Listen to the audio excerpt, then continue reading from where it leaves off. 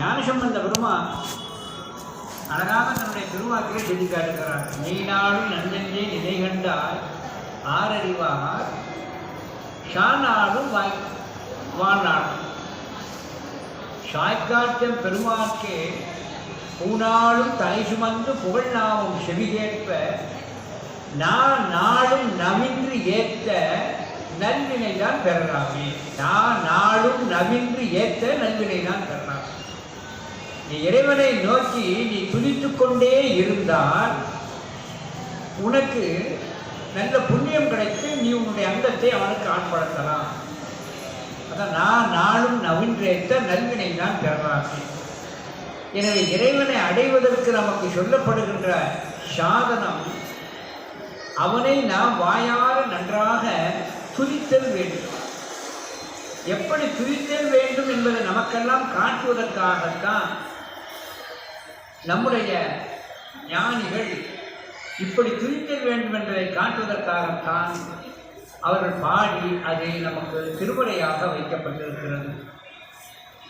இன்னும் சொன்னால் அந்த ஞானாசிரியன்மார்களெல்லாம் இறைவனிடம் எனக்கு பாடுவதற்கு நீ அனுக்கிரகம் செய்யன்றே விண்ணப்பம் செய்திருக்கிறார்கள். அருணகிரிநாதர் கந்தர் அனுபூதியிலே பாடும் பணியே பணியாய் அருளார்.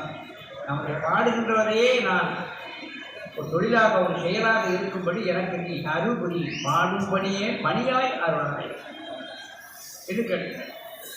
இதே போன்று நம்முடைய மணிவாசக பெருந்தகை திருவாசகத்தில் திருச்சதகத்திலே அங்கே சொல்லுகின்ற பொழுது இறைவனுடன் விண்ணப்பம் பண்ணார். என்ன விண்ணப்பம் பண்றார்? பாட வேண்டும் நான் உன்னை பற்றி பாடணும். போற்றி போற்றி என்ற சொல்லுக்கு வணக்கம் என்ற பொருள். போற்றின்னு சொன்னோம்னே அங்கே வணக்கம் என்று பொருள். இந்த அர்ச்சனையில் போற்றி திருத்தாண்டகம் என்றெல்லாம் வருகிறது. இந்த போற்றி என்ற சொல்லுக்கு வணக்கம் என்ற ஒரு பொருள் உண்டு. பாராட்டுகிறேன்னு அர்த்தம் இல்லை. அதனால் தான் அழகாக நம்முடைய மணிவாசகரை பற்றி சொல்லிக்கிறார். பாட வேண்டும் நான் உன்னை பாட வேண்டும் நான் போற்றி வணக்கம். அதை பாடணும். உனக்கு வணக்கம்னு என்ன அர்த்தம்? எனக்கு பாடுவதற்கு நீர் அருள் செய்வீராக என்று விண்ணப்பம் பண்ணுறார் வணங்கி.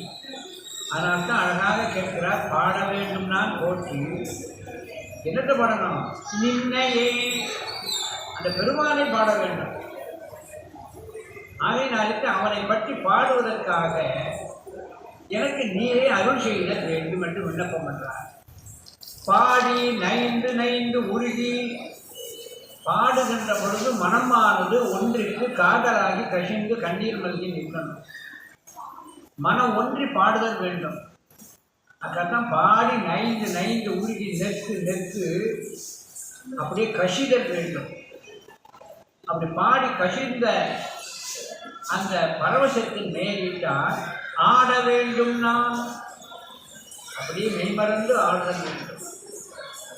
எப்பொழுதுமே இறை அருள் நமக்கு கூடி நமக்கு பரவசம் மேலிடுகின்ற பொழுது ஆடுவார்கள். ஆடுதல் என சொல்லக்கூடியது பரவசத்தினுடைய உச்சம். இந்த பரவசத்தினுடைய உச்சத்திலே ஆடுவதையே எப்பொழுதுமே கொண்டு முக்தி பெற்றவர்தான் பெரிய புராணத்தில் வரக்கூடிய திருநாளை போவார் என சொல்லக்கூடிய நந்தனார். நந்தனார் தில்லைக்கு சென்று அந்த இலையிலே நின்றுக்கொண்டு தில்லை கோயிலை பார்த்து கொண்டு ஆடி பாடி கூத்தாடுவார். நந்தனார் கூத்து என்றே ஒரு தனியாகவே உண்டு. நந்தனார் பாவக்கூத்து நாடகம் போடுறவங்கன்னா இந்த நந்தனார் பாடினதை வைத்து ஒரு பெரிய ஒரு காட்சி வைத்து காட்டுவார்கள். நந்தனார் கூத்து என்றே வந்திருக்கு. இறைவன் முன்பு ஆடி பாடி கடித்த புலி அப்படியே பெருமாள் முன்பு ஆடுதல். இந்த ஆடுதல் என்பது பரவசத்தின் நிலை. எனவே பாடி நைந்து நைந்து உருகி நெற்கு நெற்கு ஆட வேண்டும் நான் போற்றி போற்றினம் அதுக்காக வணங்குகிறேன். அம்பலத்து ஆடுனின் கடல் போது. இதனுடைய நோக்கம் என்ன? திருவம்பலத்திலே உயிரல் பொருட்டு நடனம் செய்து கொண்டிருக்கின்ற நின் கடல் போது மலர் போன்ற உன் திருவடியில் நாயை ஒத்த ஒன்றுக்கும் பற்றாத அடியே அந்த திருவடி மலர்ந்தே கூட வேண்டும் நான் போற்றி. உன்னுடைய திருவடிகளிலே சென்று நான் ஒன்றுதல் வேண்டும், அதற்காக எனக்கு பாடுவதற்கு எனக்கு அனுகிரகம் செய்ய வேண்டும். திருவடியிலே சென்று ஒன்றுவதனால் என்ன பலன் என்றால், இப்புழு கூடு நீங்கி போற்றி,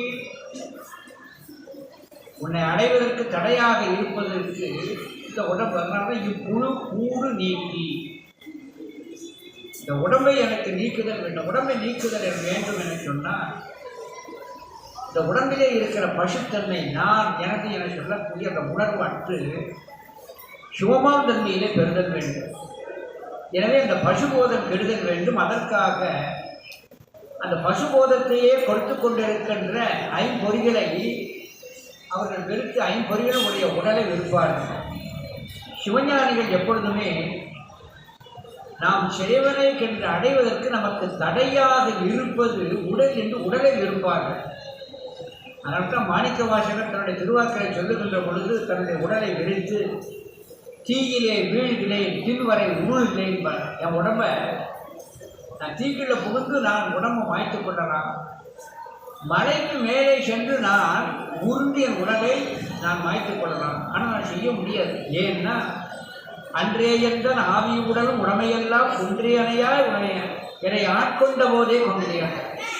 இந்த உடல் பொருள் ஆவி மூன்றையும் உனக்கு தத்தம் கொடுத்து விட்டேன், உனக்கு உரிமை கொடுத்து விட்டேன். உனக்கு கொடுக்கப்பட்ட உடம்பை அழிப்பதற்கு எனக்கு என்ன உரிமை இருக்கிறது அப்படின்னு கேட்பார். ஆனால் இறைவனை அடைய வேண்டும் என்ற ஆனந்தத்திலே சொல்வார், தீயில் வீழ்கிறேன் தின்வரை உருள்கிறேன் என்பார். எனவே சிவஞானிகள் எல்லாம் தன்னுடைய உடம்பை சிவத்தை அடைவதற்கு தடை என்று உடம்பை வெறுப்பர். அதைத்தான் நீ அழகாக சொல்லிக்காட்ட குழு கூடு நீங்கி போற்றி பொய்யெல்லாம் வீட வேண்டும் போற்றி. ரொம்ப முக்கியம். பொய்யெல்லாம் வீட வேண்டும் போற்றினா, பொய்யல்னா நாம் எப்பொழுதுமே ஒரு 5 பாட்டு பாராமல் படித்தாலே நம்ம பெரிய பக்தர்கள் நமக்குள்ளே ஒரு கற்பனை. ஏன்னா ஒரு நாள் உழவார் பணி செஞ்சிட்டோம்னா அந்த உலகத்திலே நான் தான் பெரிய சொந்தன் என்று தனக்கு மமதை. ஆகையினாலே இந்த ஆன்மாவானது தன்னுடைய ஒரு சிறு செயலை தான் பெரிதாக மதித்து அப்படி மமதனை ஆயிடும். அந்த பொய்மை நீங்குதல் வேண்டும். அந்த பொய்மை நீங்குதல் வேண்டும். நாயனார் பிராணத்தில் அதனால சிறு செய்து கொண்டிருக்கிறோம். வருகின்ற மெய்யடியார்கள் எல்லாம் தூரத்தை வருகின்ற பொழுதே சென்று வணங்கி வரவேற்று அன்னம்பாதி செய்கிறார். அவரே தான் காணுகின்ற சிவனடியார்கள் முன்னே தன்னை சிறுமியாக நினைப்பார். அதனால்தான் அவருக்கு சிறு தொண்டர்னு. அவருக்கு பேர் சிறு தொண்டர் இல்லை, அவருடைய நின்ற தன்மை பிற அடியார்கள் முன்னிலையிலே தன்னை சிறுமையாக பாவித்து அடங்கி நிற்பார். அதனால்தான் அவருக்கு சிறு தொண்டர் ஆயினார்கள்.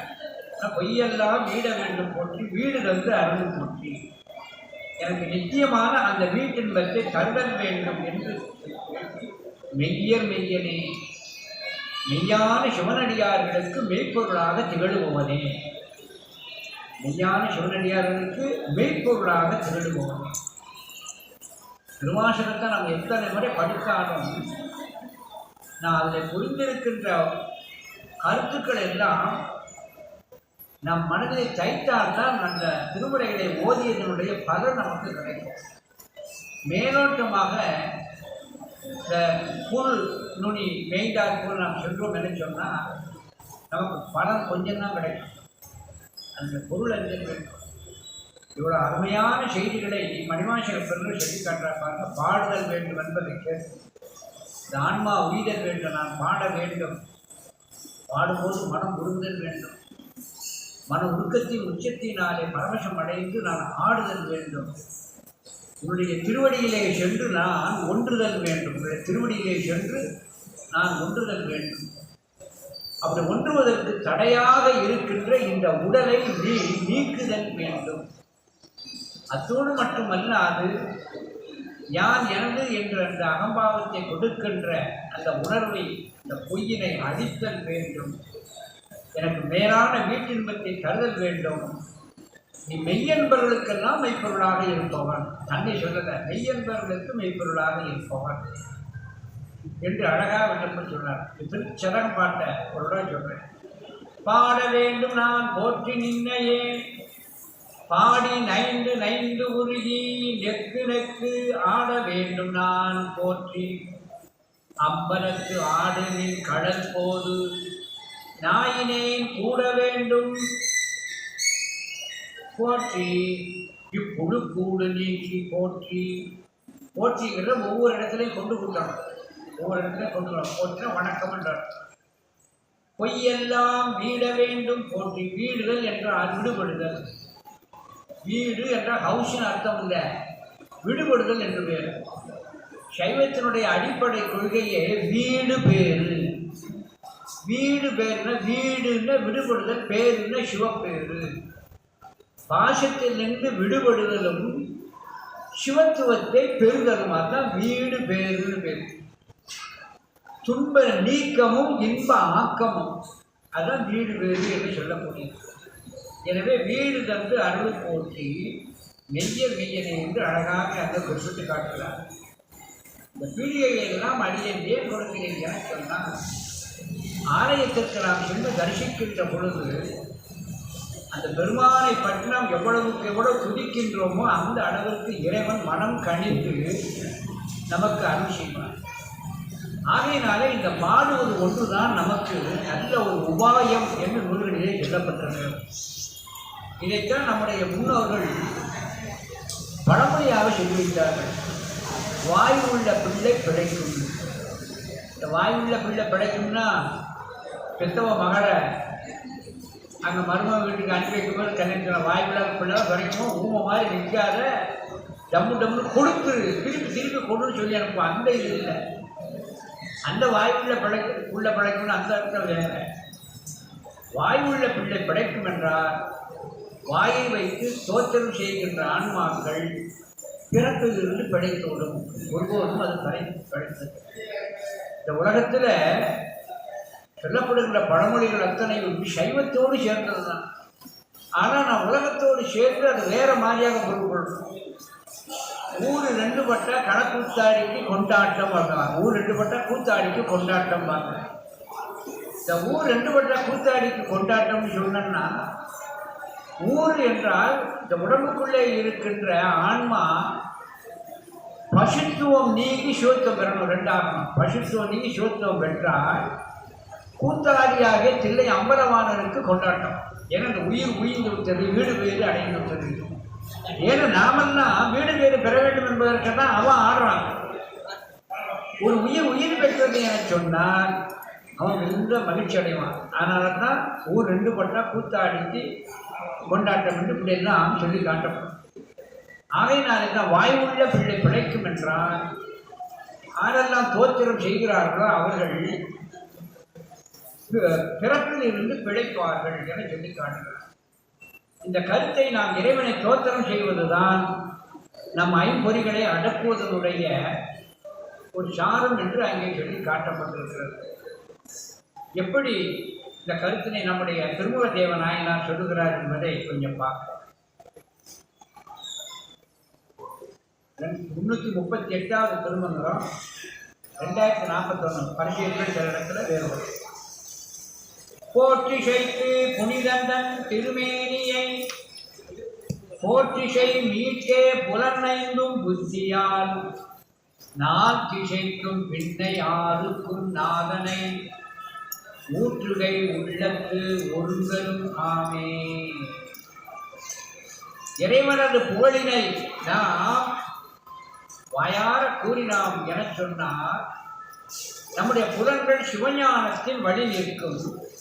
அந்த சிவஞானத்தின் வழி நின்ற ஆன்மா சிவத்தோடு ஒன்றுபட்டு சிவானுப இன்பத்திலே திளைக்கும். இதுதான் திருமந்திரத்திலே பார்க்க.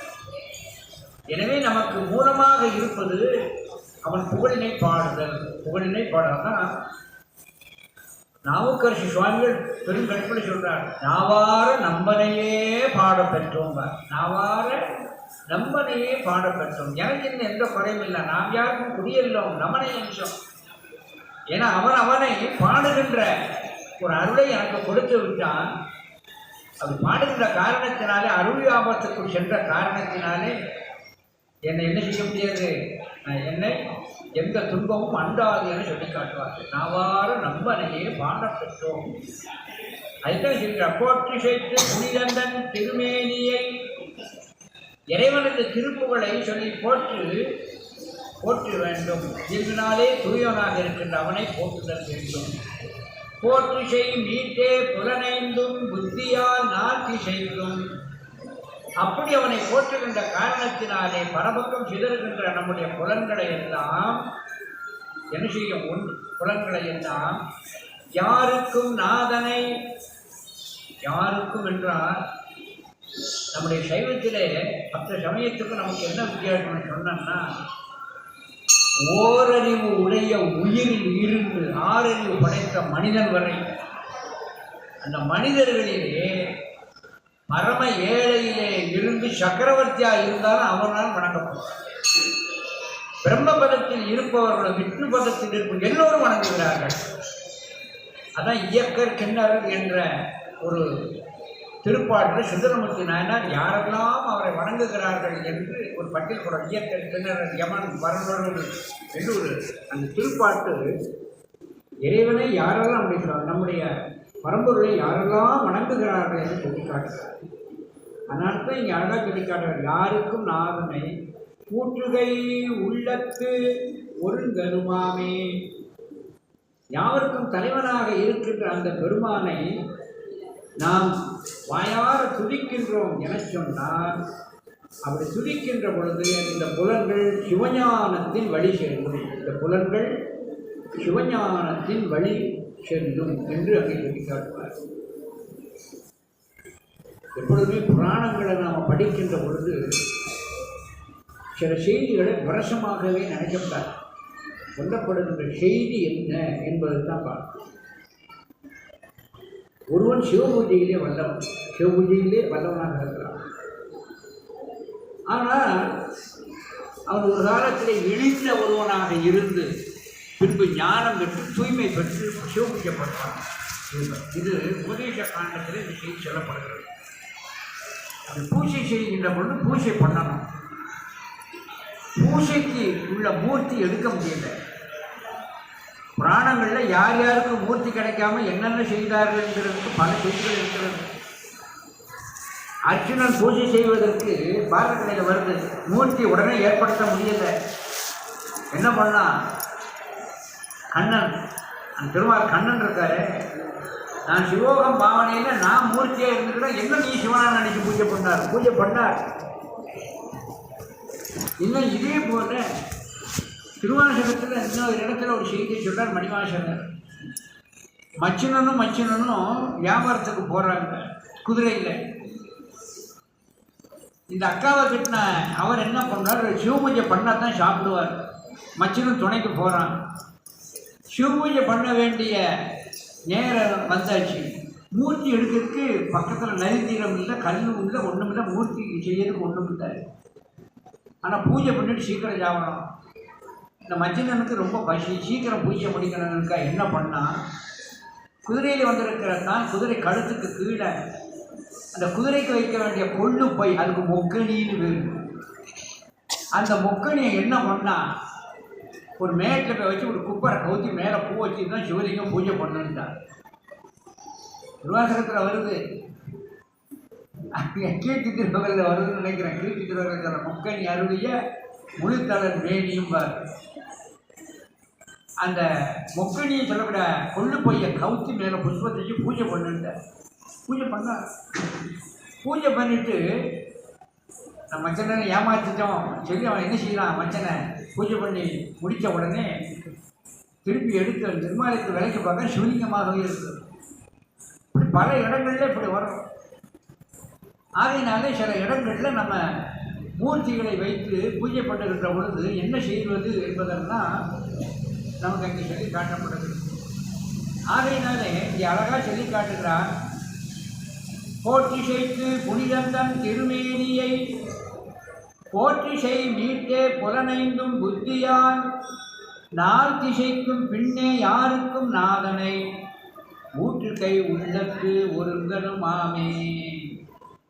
ஆகையினாலே இறைவனை நாம் மூர்த்தியை வைத்துக்கொண்டு வாயார துதித்தல் வேண்டும். வாயார துதித்தல் வேண்டும். ஆலயத்திற்கு வருகின்ற அன்பர்கள் நாம் இறைவனை சேவித்தால் மட்டும் போராது. எப்பொழுதுமே ஒரு பாட்டாவது படிங்க. அந்த ஒரு பாட்டை திரும்ப திரும்பியாக படிங்க. சும்மா வாயை அடைத்து கொண்டிருந்தால், அதாவது என் நண்பர் ஒருத்தர் அழகாக சொல்வார், நம்பனை பாடுகின்ற வாய் நல்ல வாய், மற்றது நார வாய்வார். இறைவனை தோத்திரம் செய்யணும். அந்த திருமறைகளை வைத்திருப்பது அதுக்காகத்தான் நம்முடைய அன்பர்கள் என்ன செய்வாங்க, சில பதியங்களை தேர்ந்தெடுத்து வழிபாட்டுக்குரிய